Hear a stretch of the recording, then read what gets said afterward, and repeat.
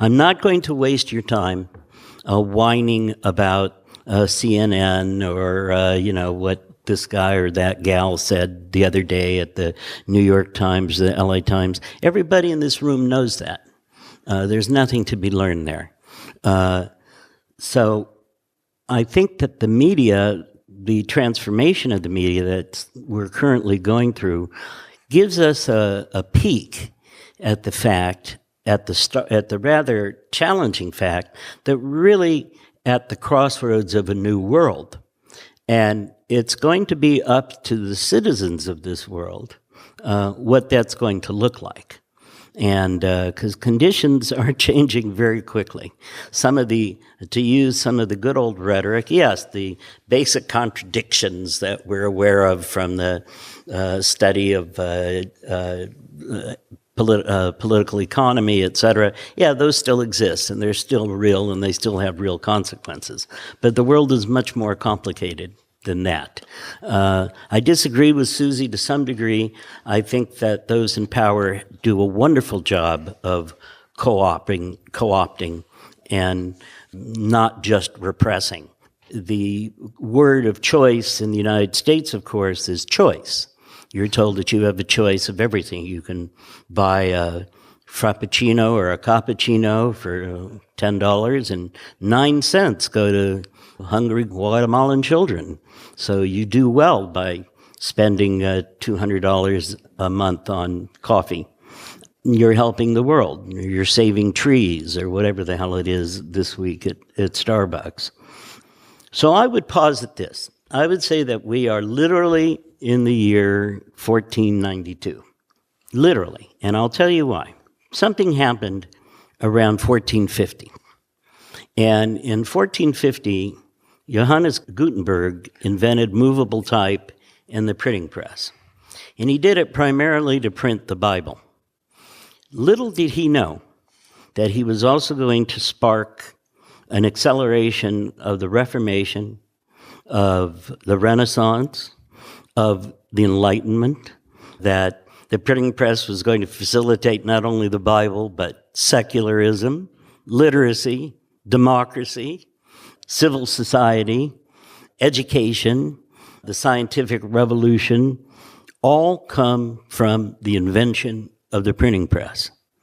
And the reason I say that we're in 1492 is that in 1492, which was 40 years roughly after the printing press was invented, if you said, hey, there's going to be an Enlightenment, there's going to be a French Revolution, there's even going to be a revolution in England, with Cromwell and whatever, people say, what? What are you talking about? We're printing Bibles here. This is a Bible machine. And we're more than happy to pay 3 months' wages, because that's what it costs, to buy one of those first Gutenberg Bibles. So nobody really, maybe Da Vinci, who is of that period, could foresee it, but very few people could predict what was going to grow out of this printing press. Well, as it turns out, we are about 40 years, i.e. the amount of space between the invention of the printing press and 1492, which is a convenient date. We're about 40 years into the digital revolution. That's all. And we have seen what that has produced in 40 years. And there are some idiots out there who claim to know what it's going to produce, but they have no idea, because the digital revolution is going to have a greater impact on the world than the printing press. And that is both an inspiring thought and a terrifying thought. And I have no idea which way it's going to go. But let's talk about the pros for a minute. Why is that even relevant to this? Well, there's certainly an aspect of the printing press, of the digital revolution, which has democratized information. I'm not stupid about surveillance, et cetera. We're going to get to that. But it has democratized it. It has, when Bob and David Horowitz That's a joke. Were working on ramparts. There was a scarcity of information. If you were a 20-year-old and you wanted to know about Vietnam or the CIA or the NSA or the Agent Orange, there was nowhere to go. You couldn't find that out. There was no place. There was a scarcity. Today, we live in the opposite. We live where there's an abundance of information. And the question is, how do you sort through that? How do you filter that? How do you utilize that? And that has, again, tremendous potential and tremendous dangers. But the gatekeepers are gone. Donald Trump has done the favor of temporarily, and I do stress, temporarily resuscitating a couple of newspapers. But they're in their, historically speaking, they're in their death stages. The Washington Post is floated by the $100 billion that Jeff Bezos makes from his workers at Amazon who live in their cars. And that's sort of a sui generis situation. And the New York Times does some very good reporting and has flourished under Trump. But these are temporary phenomena. Newspapers, anybody who tells you that newspapers have a future is lying to you. They do not. When we talk about a real future, you don't get most of your information from a newspaper. You get most of your information from this. And while newspapers produce some of that content, Marshall McLuhan was correct when he said the medium is the message. Content or information is radically influenced by its carrier for reasons of physical space, attention span, whatever. Television is very different than a newspaper, and digital information is very different from the other carriers, even though it takes some aspects of them. What else has the digital revolution done?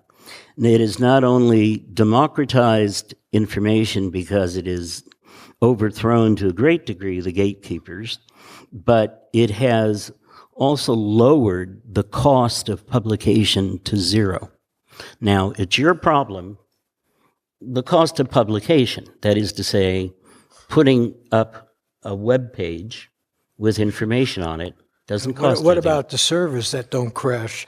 Well, that's an issue that we're going to get to. Good. So Yeah. somebody wants to give us a couple of $1 million to keep TruthDig going. Cause Well, that's true. We haven't discovered that there's it's, no question that that's the truth. How you find an audience and how you keep an audience and how you produce the revenue, we don't know the answer yet. We don't have the answer. But as in all revolutions, political revolutions, the old system is destroyed before the new system is consolidated. And we're sort of in that transitional period now. The old system is being destroyed, and we have many attempts at a new system or a new ecosphere of information, but we don't have those answers either. We have some prominent attempts like TruthDig. We have people who do individual blogs. We have all kinds of models. Some work, some don't. We don't know how that's going to turn out, just like nobody knew what the printing press was going to do 40 years after its invention. I guarantee you that some poor son of a bitch who bought one of those Gutenberg Bibles for 3 months of wages said the same thing that, I'm sorry, it was 3 years of wages, said the same thing that Bob just said, which is, when in the hell are they going to make a Bible I can afford? Because this bit of not eating for 3 years to buy this beautiful Bible, this isn't working. This is not a good model. So at least compared to Gutenberg, I hope Bob will give me that much, the cost of publication is very low. The barriers are very low. We saw, and the third aspect, a positive aspect, is that it also reduces the potential cost or the cost of potential organization. Okay? Potential organization. That goes beyond just a hashtag or posting a fucking safety pin or a pink hat on your Facebook page. Next person who does that, I'm going to come over and beat you to death. It doesn't do anything. But if you want to look at a recent example, and not many people have because the mainstream media didn't get it. When Obama was elected in 2008, they said Obama's team was tech savvy. That's another word we should get rid of, tech savvy. They were tech savvy. They knew how to go around the mainstream media and speak directly to their followers on social media. That's a really primitive understanding of what happened. What was revolutionary, not about Obama, but about his campaign, was it was the first campaign in history where the technology didn't just allow Obama to speak to you, it allowed Obama's supporters to find each other all across the country and organize. Unfortunately, when Obama came to power, he made the Obama for America or the Obama website, he turned that into a top-down, hierarchical, vertical mechanism, very traditional rather than a horizontal one that could have engendered social movements. But of course, Obama didn't really want social movements, and neither did the rest of the Democratic Party because they get messy. But that possibility still exists for us.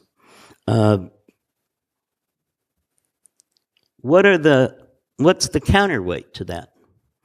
The counterweight are things like the end of net neutrality. That's going to be a problem. I don't think that's going to be a permanent feature. We'll see how that works out. But it's certainly a threat. The issue of surveillance, the issue of tracking, the issue of these large monopolies being able to, I don't care that they know what I'm doing, I just care that I keep seeing the same goddamn ads all the time. I haven't been able to figure out if I've already bought a bicycle, why do I need to see 400 ads for bicycles over the next 3 days? And then there's also the bigger issue of what role entertainment plays in our society. I like entertainment as much as the next guy, but the problem that we face in this country, I would submit, is not police repression per se. The problem that we face is a fragmenting of our consciousness by constant diversion and entertainment and the myth of choice. People feel important because they get their name in a funny picture on their checkbook and don't pay much attention to how the banks are run.